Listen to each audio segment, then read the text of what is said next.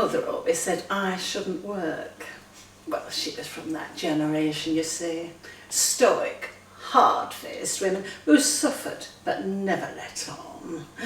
She believed a woman's place was in the home. She always said that if Germaine Greer ever met the right man and started courting, she'd soon change her opinion. I take after my mother in that way. Of course, I learnt how to type. Mrs. Picton, our typing teacher, taught me well. But as soon as I met my Owen, I knew that the home was the place for me. Well, he had a good job, you see. He's an electrician, so he's always in demand.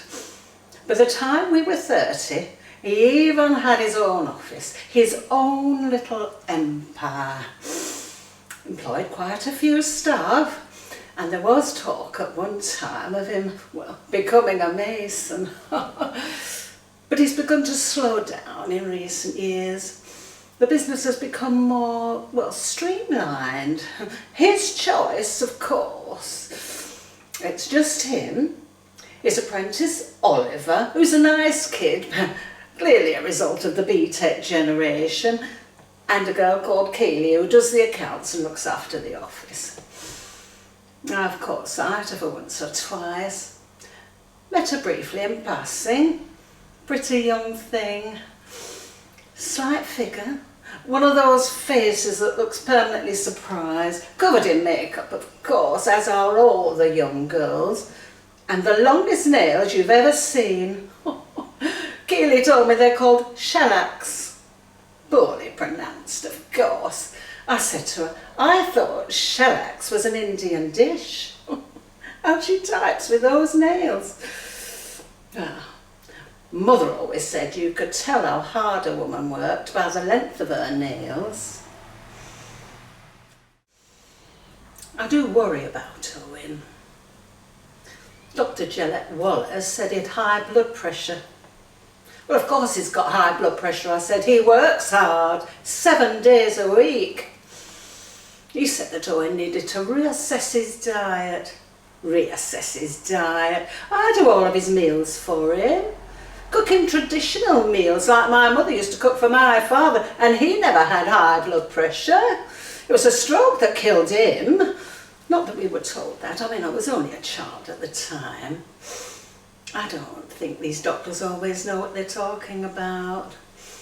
Well, there's been rumours that Dr. Gillette Wallace just one complaint away from being struck off, and he can hardly talk about diet. He's as round as he's tall. Still, he's been the community doctor for over 30 years, so I don't like to complain. Anyway, I've changed Owen's meals, and we've cut out as much salt as we can from his diet. Of course, it's difficult for me to keep an eye on him when he's working away.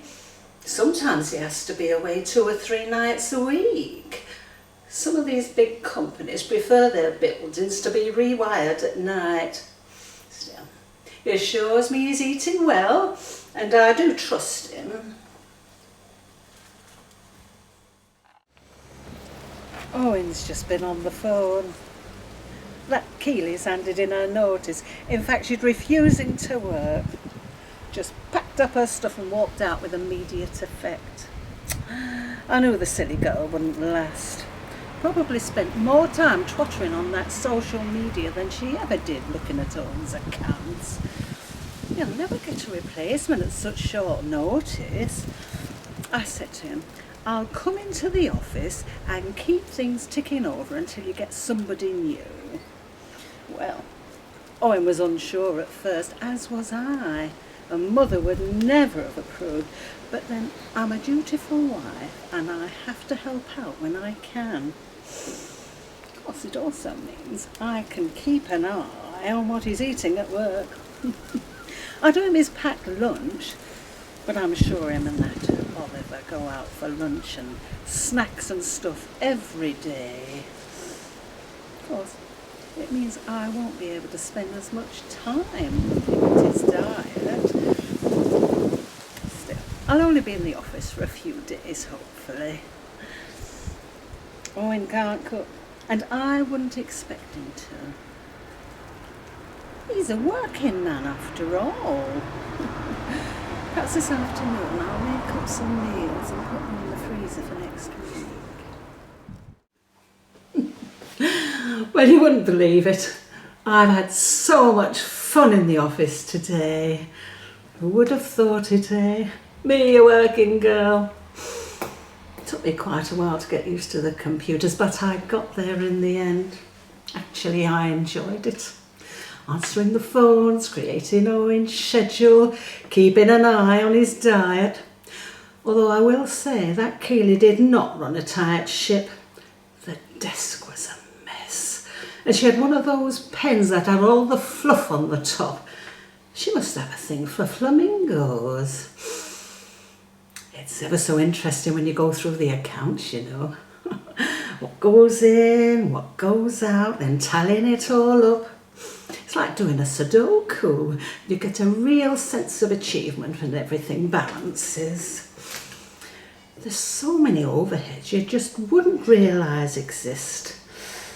Listen to me getting all technical. Some of them are quite obvious. Rent for the premises, Oliver's wages, insurances. Some of them I couldn't make head nor tail of, and they've been going out every month for years.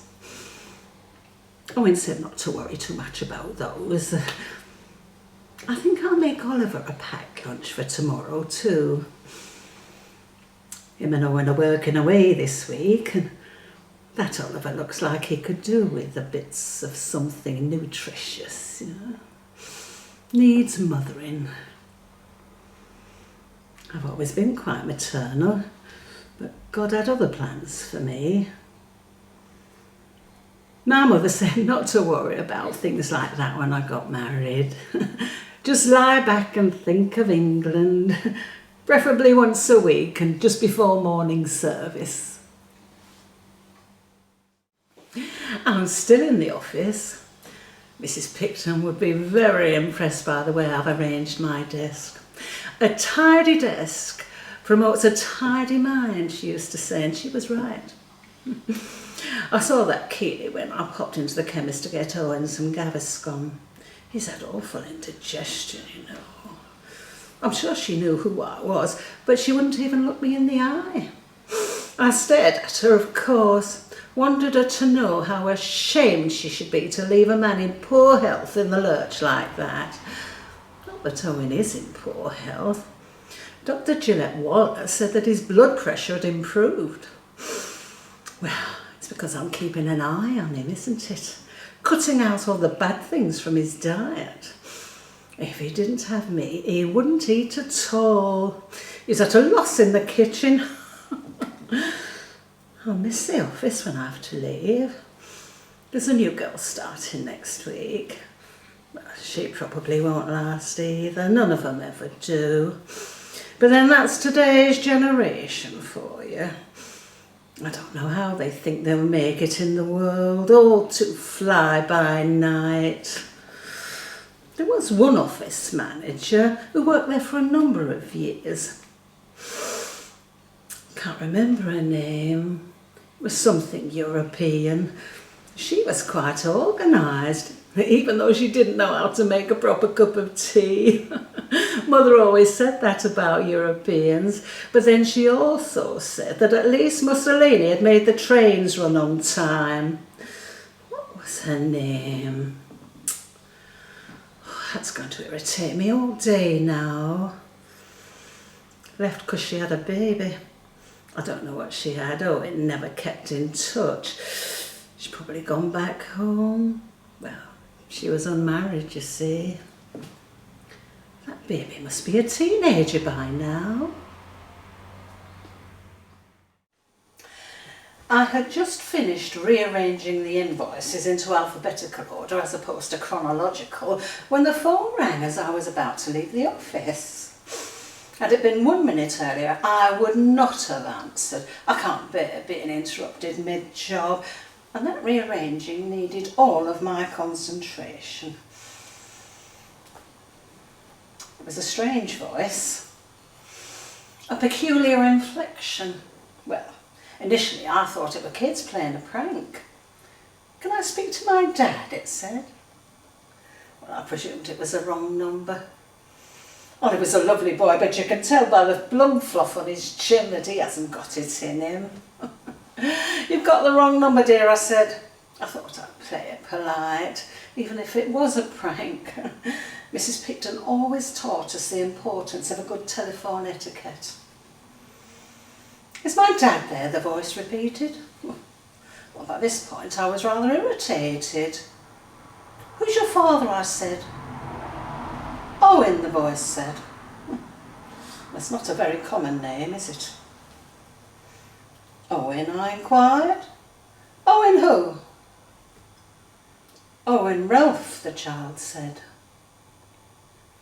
Well, that's not a very common name either. Well, I explained that the boy's father wasn't there, but I would leave a message for him. Professionalism is the key, said Mrs. Picton. I asked if the boy's mother was in the house, and could I speak to her. The boy went to get his mother. I heard her pick up the phone, and the accent was still as strong. Hello, Martina speaking. I hung up. Well, I was only contracted till 5 p.m, wasn't I?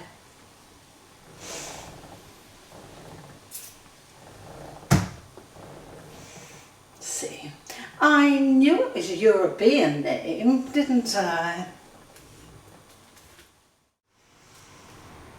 Owen's working away again. Big job in Littlehampton, apparently. I don't remember such a booking, but, well, apparently it came in when Saskia started. She's the new secretary. I'm no longer in the office. I wonder how long Saskia will last. She didn't come from the usual agency.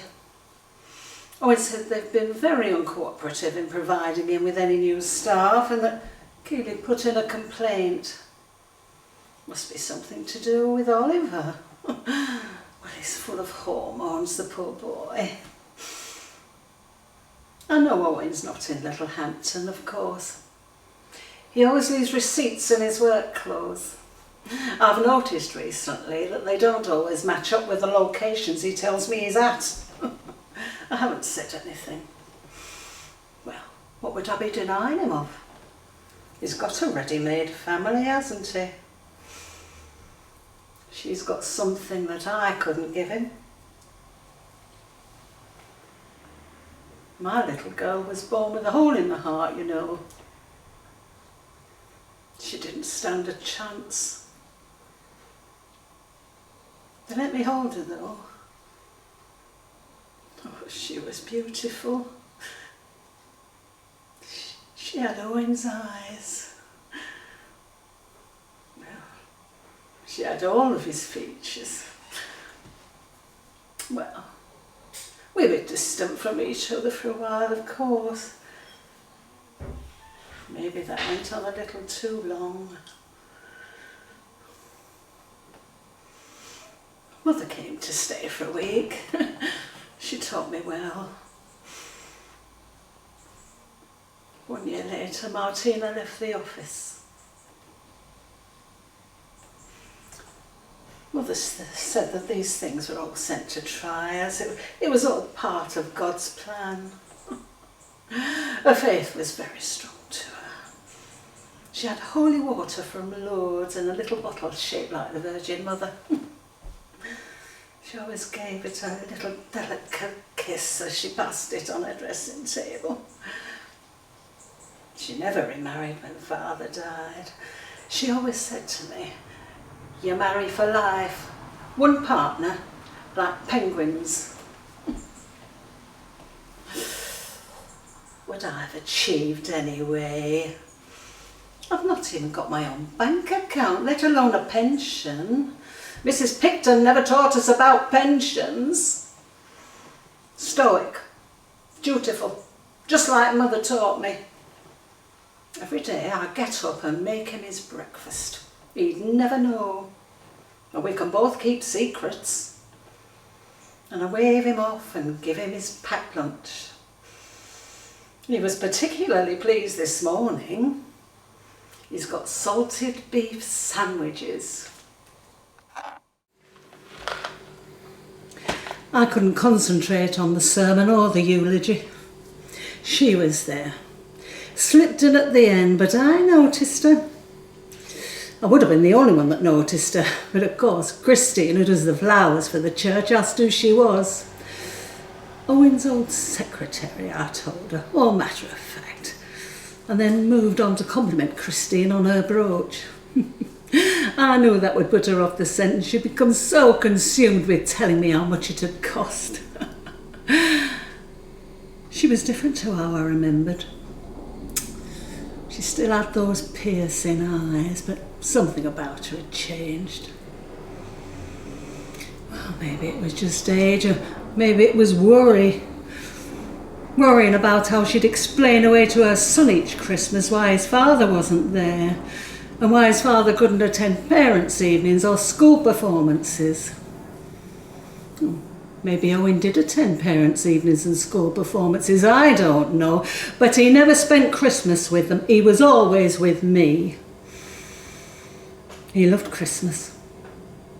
Too much whiskey, too much food. It'll be the death of you, I said to him last Christmas. I said the same to Dr. Gillette Waller. I went to see him just after the New Year. I told him I was worried about Owen's diet again. I explained he was working away even more, and I couldn't control his diet. Well, Dr. Gillette Waller said as much to me at the funeral. He said all those years of poor eating had had an irreversible effect on Owen's health. Well, there's the medical records to show. And I had raised my concerns, hadn't I? The autopsy said there was a lot of salt in his body which had caused his high blood pressure. I've spent the day cleaning up and emptying the cupboards of all the stuff that he used to like, but I never did. Well, Owen's health isn't my concern anymore, is it?